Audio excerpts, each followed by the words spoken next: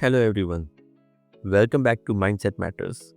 I'm your host Mayuresh Srivastav, and today we are diving into something that's ancient, that's powerful, and yet at times totally misunderstood by so many of us. Yes, I'm going to talk about meditation. In this series of meditation, we are diving deep into the science of meditation. We all know the importance of it, but do we know how it actually works at a deeper level? If you have been listening to my previous episodes, I'm sure you all must have heard me talking about it and recommended it in almost all the episodes. Why is it so important and how does it really work? In this series of meditation, we will explore how this ancient practice transforms our minds and bodies in a ways that modern science is just beginning to understand. Long before the innovation of brain scans and studies on neuroscience, Indian sages and spiritual masters were already tapping into the power of meditation for clarity, balance, and inner peace. So, whether you are new to meditation or looking to deepen your practice, this series is for you. And if this episode resonates with you, then mark my word, this could be the turning point of your life to take it to the next level. Today, I'm really excited because we are kicking off a special two-part series all about meditation. Its deep science, transformative effects, and practical benefits. In part 1, we are going to explore meditation at a deeper level, break down the fascinating neuroscience behind it, uncover how it impacts our hormones and overall physiology, and wrap up by looking at some of the key benefits that science has validated. So, if you have ever wondered what really is meditation or how can sitting quietly change my brain, then you are in for a treat. Don't you think so? Now, a quick question to all of you. When I say meditation, what comes to your mind? Think about it for a moment. What meditation means to you? A monk sitting cross legged on a mountain? Or a complete silence with no thoughts? Or chanting Om or your own mantra with some incense burning? Well, that could be one of the ways of meditation. But here's the thing, there is nothing right or wrong when it comes to meditation. Meditation is much more than any particular process. It's so much more accessible and so much more scientific and honestly, so much more transformative than most people realize it. Why I am emphasizing on a particular phrase so much more is because I personally believe that the power of meditation cannot be measured or put into words or laid out as a process. It's beyond our dictionary. Let's start with the basics. What exactly is meditation? Now, many people imagine meditation as nothing more than sitting cross legged in silence, trying to empty the mind, but that's only a small piece of the picture. Now, here is where it gets exciting, the science part. When we meditate, we are not just sitting and doing nothing. Our brain is going through a workout. If I have to speak metaphorically, you may think of meditation as strength training for your mind. Meditation is about strengthening our attention and awareness. It allows us to step out of the chaos of everyday thoughts and experience a deeper state of being. You might be wondering, how does that actually work? Well, when we meditate regularly, we don't look at the chaos by being a part of it. We start looking at it from a distance, from a different perspective. And when you see it from outside, you get a better understanding and better solutions. We have all been there, trying to solve a chaos by being a part of it. It's never easy. It's tough, right? Because when you are emotionally and mentally into a situation, it becomes hard to see the bigger picture and come up with some effective solutions. Recently, I read a quote which perfectly fits here. The problem is never the problem. The state in which you see the problem is the problem. That's a very powerful quote. This quote was shared by my mentor and it really stuck with me because meditation helps us in maintaining our state, the state which we have been talking about. Meditation isn't about escaping reality, it's about engaging with reality in a more conscious, thoughtful way. There are several types of meditation out there. We have mindfulness meditation, which invites all of us to observe everything around us non judgmentally. By doing so, you start practicing being more present in the moment and you start living in the now, the now. Then there is transcendental meditation, where practitioners use a mantra to settle the mind. Another one is focused attention meditation, which directs our concentration onto a single object, be it the breath, a sound, or a visual point. And let's not forget loving kindness meditation, which centers on cultivating compassion and empathy. We need compassion and empathy in the world we are living it right now. So there are various kinds of meditation. Personally, if you ask me, it's not important which one you pick. What's important is that you stay consistent with it and allow yourself to be fully present in the process. As you debunk the common myths, remember, meditation is accessible to everyone and can take many forms. It's not confined to one rigid method. I still remember when I started my meditation journey, I was overwhelmed with various methods of doing it. And then people tell you this is not the right way, and that is not the right way. Frankly, if I speak, meditation is much more than a specific methodology. It's that flexible tool which enhances your mental and emotional well being. So, we just understood what meditation is and its various forms. Let's now understand the science behind it from a neuroscience perspective.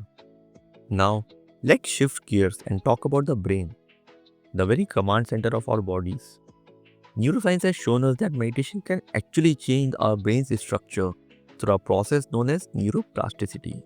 We have been talking about neuroplasticity almost in all the episodes now, and I'm sure by now you all must be aware about it very well. Studies using brain scans like fMRIs show that regular meditation actually changes the structure of the brain. Isn't that amazing? You are literally rewiring your brain to be less reactive and more intentional.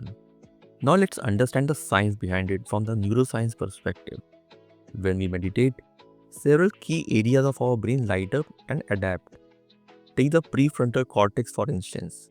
Think of it as the CEO of your brain. This is the area associated with decision making, self-control, and focus. Just like a CEO of a company does. Regular meditation can strengthen this region. It thickens the prefrontal cortex and brings your CEO back to work from a quick coffee break, which in turn helps us become more decisive and maintain our concentration in challenging situations. If I have to put it in perspective, it's like doing mental push-up for your brain. The more you sit and breathe, the sharper your decision making and focus become. Pretty cool, right? Then there is the amygdala, the part of the brain responsible for our fear and stress responses. That part triggers the famous fight or flight reaction. Now, we all know fight or flight reaction and we understand it as a villain, but it's not a villain. Although it's often portrayed that way, in reality, it plays a crucial role in keeping us alive during life or death situations. The challenge, however, is that our brain doesn't always distinguish between real danger and perceived danger. So when we face something like an attack on our ego, a tight deadline, or a heated argument, the brain reacts as if we are in a physical danger. It activates the same fight or flight response, which, if triggered repeatedly, isn't healthy for our body and mind. This is where meditation comes into the picture. Regular meditation helps us calm the amygdala, making it less reactive and more responsive. Over time, it only kicks in where there is actual life-threatening danger, not just everyday stressors. In fact, studies have shown that meditation can reduce both the size and activity of the amygdala, leading to a noticeable decrease in overall stress levels. Now, don't forget the hippocampus, the part of your brain that's like a mental filing cabinet. It helps with memory and learning. Want to remember names better, right? Or retain what you studied last night? Meditation can actually increase the thickness of the hippocampus too. It's like cleaning up your brain's memory drive. And while all these changes are happening in our brain, your brain waves are dancing too. That's right. Your brain talks in waves and meditation tunes the frequency. During meditation, our brain exhibits changes in its electrical activity through different frequencies of waves. You might have heard terms like alpha, beta, theta, and delta waves. These are the four primary waves inside the human brain, and all four operate at different frequencies. Our brain operates in beta waves during normal wakefulness, when we are alert, focused, and tuned into the outside world. So, right now, as you are listening to this podcast, chances are your brain is in beta mode. Yes, you're in that active thinking state taking in information and engaging with it, just like you're doing it right now. Our brain doesn't just stay in that one state. It shifts gears based on what we are doing and how we are feeling. Alpha waves come in when we are in a state of relaxed alertness. Sounds paradoxical, right? Like, how can you be relaxed and alert at the same time? But that's exactly what it is. It's that sweet spot where your body is calm, but your mind is clear and focused. Like when you're taking a peaceful walk or just sitting quietly, fully present in the moment. That's alpha mode. Then there is theta waves. These are even slower and they show up during deep meditation or just before you fall asleep. Those dreamy moments when ideas and memories float effortlessly. Theta is the zone of creativity and intuition. Dreamy moments, ideas, and memories float effortlessly in this zone. And finally comes the delta waves. These are the slowest and are most active when we are in a deep, dreamless sleep. That's when the body goes into the full repair mode. And it is called that in delta waves, you can easily tap into the subconscious mind. As we are in a deep sleep, we consciously cannot put something into the subconscious mind.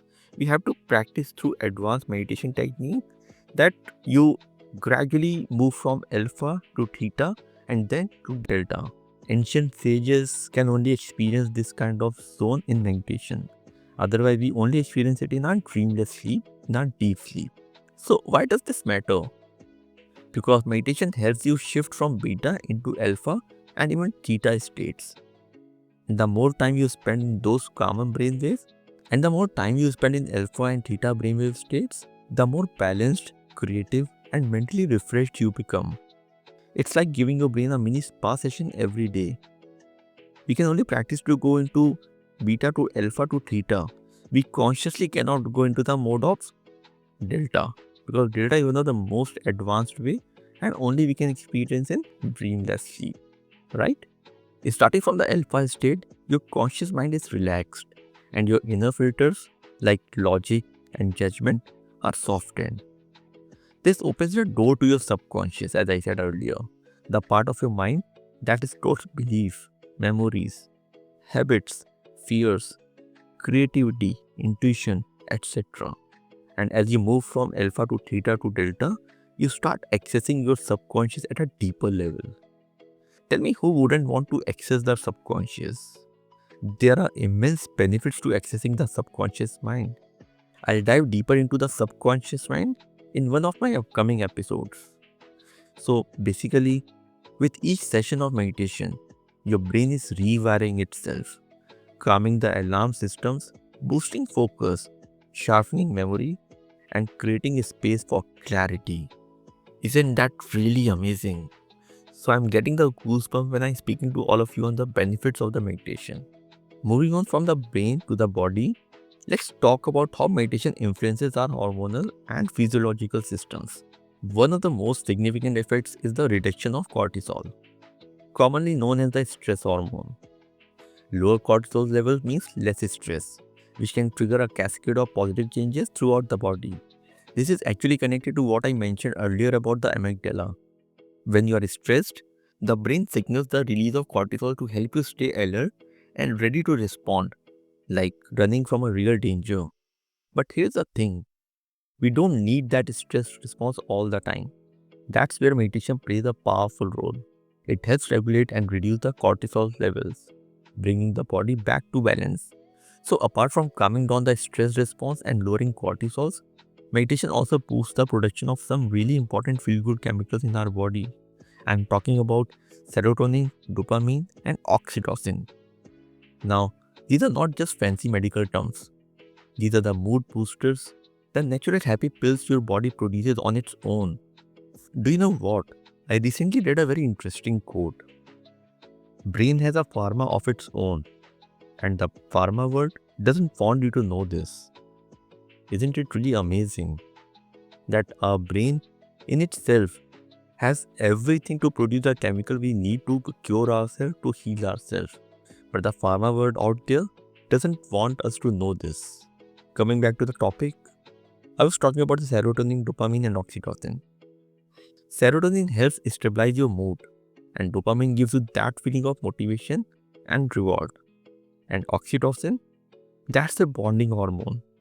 It's what helps you feel connected to others, more loving, more compassionate. And here's the beautiful part, all of these increase when you meditate consistently. Consistency is the key.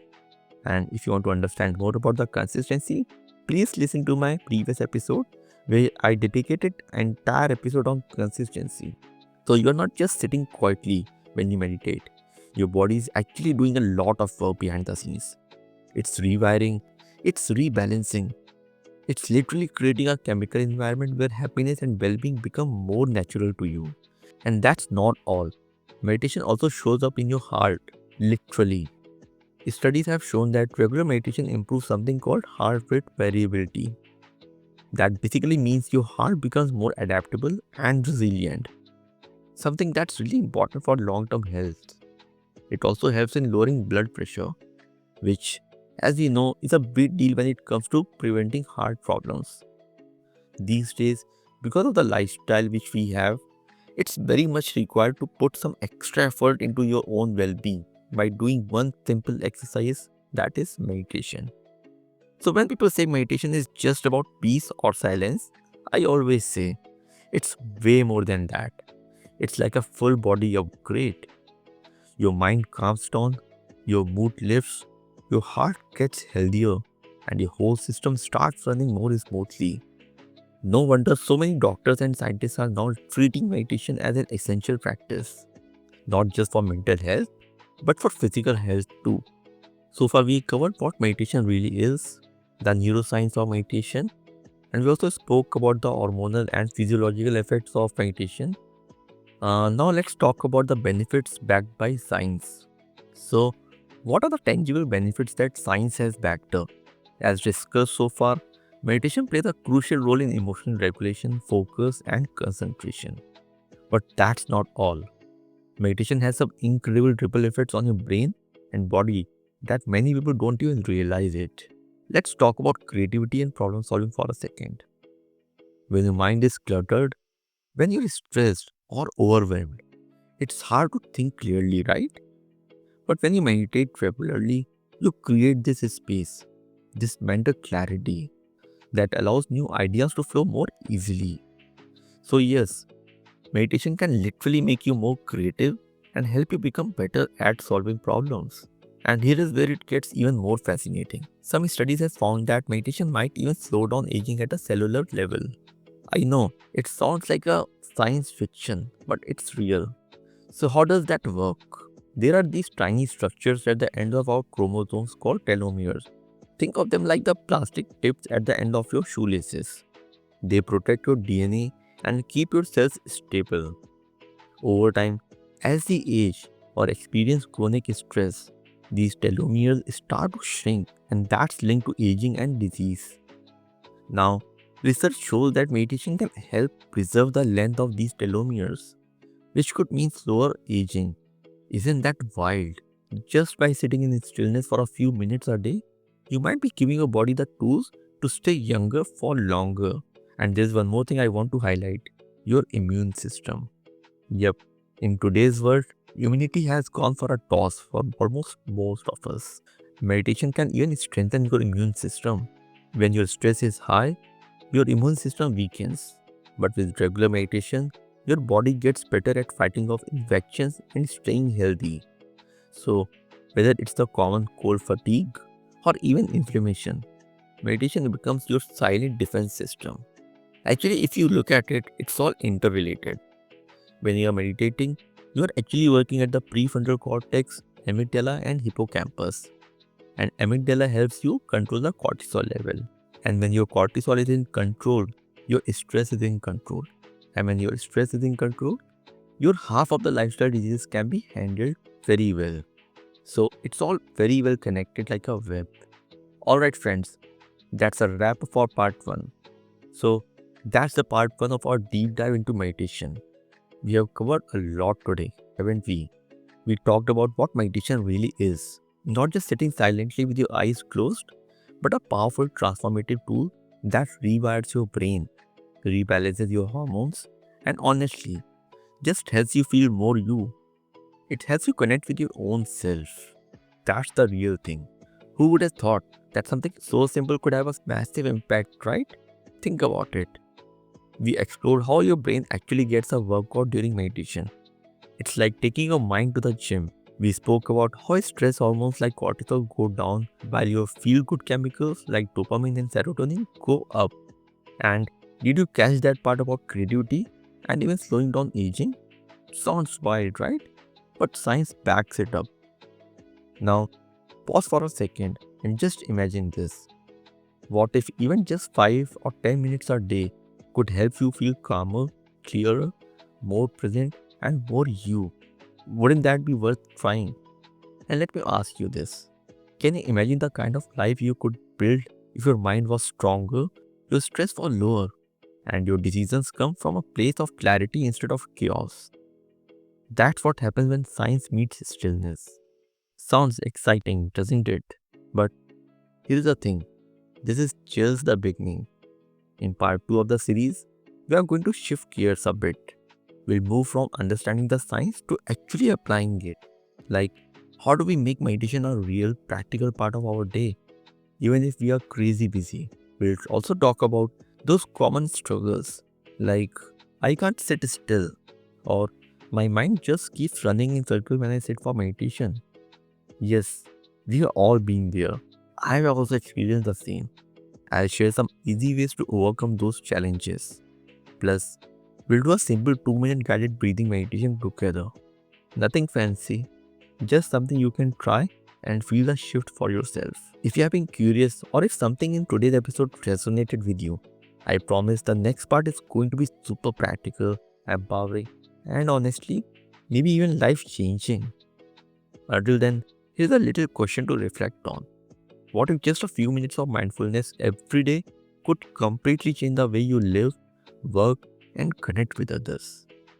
Because in the end, meditation is not just a practice, it's a mindset. And you know it. Your mindset truly matters.